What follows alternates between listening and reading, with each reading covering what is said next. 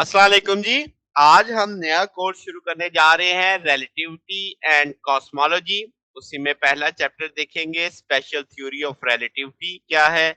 मगर क्योंकि आज पहला लेक्चर है तो थोड़ी सी एक ब्रीफ हिस्ट्री देखेंगे कि किन किन साइंटिस्ट का कंट्रीब्यूशन है यहाँ तक पहुंचने के लिए रिलेटिविटी और कॉस्मोलॉजी। तो जनाब शुरू करते हैं। सबसे पहले जब यूरोपियन दोबारा अपने आप को रेवोल्यूशनाइज कर रहे थे, नया एक तरह से उनका जन्म हो रहा था, इल्म सीख रहे थे, तो आपके पास टाइको ब्रेन ने सबसे पहले एक्यूरेट मेजरमेंट्स की थी प्लैनेट्स की मोशन की, जो हमारे सोलर सिस्टम के अंदर है। फिर केपलर्स ने उसके डाटा को एनालाइज किया, तो उस डाटा की बुनियाद पे उसने 3 लॉज ऑफ प्लैनेटरी मोशन दिए, यानी कि कॉस्मोलॉजी में एक तरह से बुनियाद पड़ी।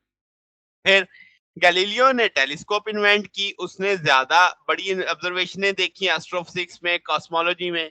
उसने एक प्रिंसिपल दिया जिसे हम प्रिंसिपल ऑफ रिलेटिविटी जानते हैं, यानी ये गैलीलियो से रिलेटिविटी की बात शुरू हो गई थी। उसने कहा था कि कोई भी नहीं बता सकता कि जमीन सूरज के गिर्द घूम रही है या सूरज जमीन के गिर्द घूम रहा है। तो उसके मुताबिक कि कोई भी एक्सपेरिमेंट जो मैकेनिक्स में होगा वो ये नहीं बता सकता कि आप यूनिफॉर्म मोशन में हैं या रेस्ट में हैं। यानी जो बात अब न्यूटन और आइंस्टाइन तक बात आती वो गैलीलियो ने पहले बोल दी कि आप अगर स्टेट ऑफ रेस्ट में है या स्टेट ऑफ यूनिफॉर्म मोशन में है तो आपको कोई भी एक्सपेरिमेंट आपकी दोनों हालतों में डिफरेंशिएट नहीं कर सकता। तो तमाम मैकेनिक्स के एक्सपेरिमेंट सेम वे में काम करेंगे रिगार्डलेस ऑफ योर मोशन। फिर गैलीलियो के बाद न्यूटन आ गया। न्यूटन ने लॉज ऑफ मोशन बनाए, अपने प्रिंसिपिया में बताए। उसने गैलीलियो के जो प्रिंसिपल ऑफ रिलेटिविटी था इसी को बुनियाद बना के कहा, उसे एक तरह से रीफ्रेज किया कि impossibility of demonstrating absolute motion is the general law of nature, कि एब्सोल्यूट मोशन को समझाना नामुमकिन है। तो ये एक जनरल लॉ ऑफ नेचर के तौर पे उसने बताया इस चीज को। फिर एक नई कहानी शुरू होगी। मैक्सवेल ने फार्मुलेट की इलेक्ट्रिसिटी और मैग्नेटिज्म, उसने यूनिफाइड किया। उसकी थ्योरी ने बताया कि लाइट इलेक्ट्रोमैग्नेटिक है, उसकी स्पीड बताई 3 × 10⁸ मीटर पर सेकेंड। फिर उसने इसे ऑप्टिक्स के साथ यूनिफाइड किया। फिर माइकलसन मॉर्ले ने 1887 में कहा कि जो वेलोसिटी ऑफ लाइट है वो वैक्यूम में तब्दील नहीं होती, ठीक है, irrespective of motion of measuring equipment, के मेजरिंग इक्विपमेंट जैसे मर्जी चलता रहे घूमता रहे, स्पीड ऑफ लाइट वैक्यूम में एक ही वैल्यू देगी। 1905 में आइंस्टीन आए, उसने कहा कि ये जो इन्वेरियंस ऑफ लाइट है, उसने इसको रखा अपने एक पेपर में on electrodynamic of moving body, जिसको बाद में स्पेशल थ्योरी ऑफ रिलेटिविटी का इसी पेपर को नाम दिया गया। ये पहली थ्योरी थी जो मैक्सवेल की इलेक्ट्रोमैग्नेटिक थ्योरी के मुताबिक समझाई जा रही थी, यानी उसके साथ मैच कर रही थी, उसे सपोर्ट कर रही थी। ये थ्योरी सिर्फ डील करती थी इनर्शियल फ्रेम ऑफ रेफरेंस को, यानी कि जिसमें एक्सेलरेशन जीरो होता है। तो ये बुनियादी तौर पे गैलीलियो का प्रिंसिपल ऑफ रिलेटिविटी की एक जर्नल फॉर्म थी, जर्नलाइज पैटर्न था। इस थ्योरी के मुताबिक कहा गया कि स्पेस और टाइम इंडिपेंडेंट कोऑर्डिनेट्स नहीं है, बल्कि वो एक दूसरे के साथ, यानी फुटिंग एक साथ उनको डील करना पड़ेगा। It is not applicable accelerating frame, यानी ये मूविंग एक्सेलरेशन वाले फ्रेम पे लागू नहीं था।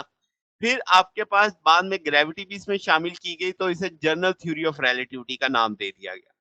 19th सेंचुरी के शुरू में साइंटिस्ट ये समझते थे कि जो मिल्की वे है यही हमारी सारी यूनिवर्स है, और आपके पास इसी में, यानी आपके पास बहुत सारे ये स्टार्स की कलेक्शन है। फिर एक साइंटिस्ट आए जिसका नाम एडविन हबल था।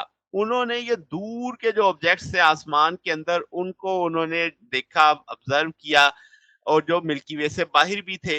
उन्होंने प्रूव किया कि हमारी गैलेक्सी तो सिर्फ एक कतरा है इस पूरी कायनात में। तो जनरल रिलेटिविटी के फ्रेम को यूज करते हुए हबल ने गैलेक्सीज को मेजर किया, देखा कि वो हमसे दूर जा रही हैं या हमारे करीब आ रही हैं। फिर उसने कंक्लूड किया कि यूनिवर्स, जो आपकी यूनिवर्स है, स्टैटिक नहीं है बल्कि एक्सपैंड कर रही है।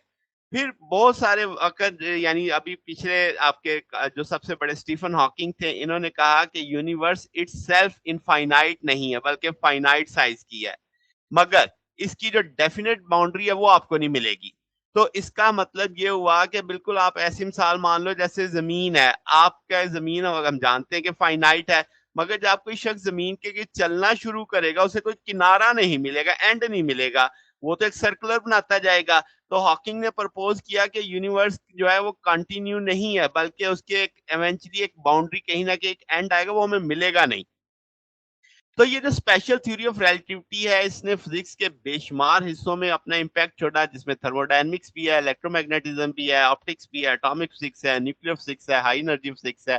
तो इस लिहाज से एक बहुत इंपॉर्टेंट ये कोर्स बन जाता है। तो जनाब, ये आज का हमने इंट्रो देखा, हमने देखा उन चंद लोगों का हमने जिक्र किया जिनका बहुत अहम किरदार था इस सारे कोर्स के अंदर। कल से हम इसको शुरू करेंगे, इसमें जो चंद बेसिक टर्म्स हैं, जो बेसिक इसका क्लासिकली जो न्यूटेनियन या गलीलियन कंसेप्ट्स हैं रिलेटिविटी के मतलब, वहां से लेते हुए फिर आगे चलेंगे। तो ये ना हमारा आज का टॉपिक था। अगर आपको इसमें कोई बात पूछनी हो, डाउट हो, तो नीचे कमेंट्स में पूछ सकते हैं। वीडियो अच्छी लगी हो तो वीडियो को लाइक कीजिएगा, दोस्तों के साथ शेयर कीजिएगा, चैनल को सब्सक्राइब कर दीजिएगा। अब तक के लिए इतना ही, बकिया इंशाल्लाह फिर नेक्स्ट देखेंगे। ओके, अल्लाह हाफिज।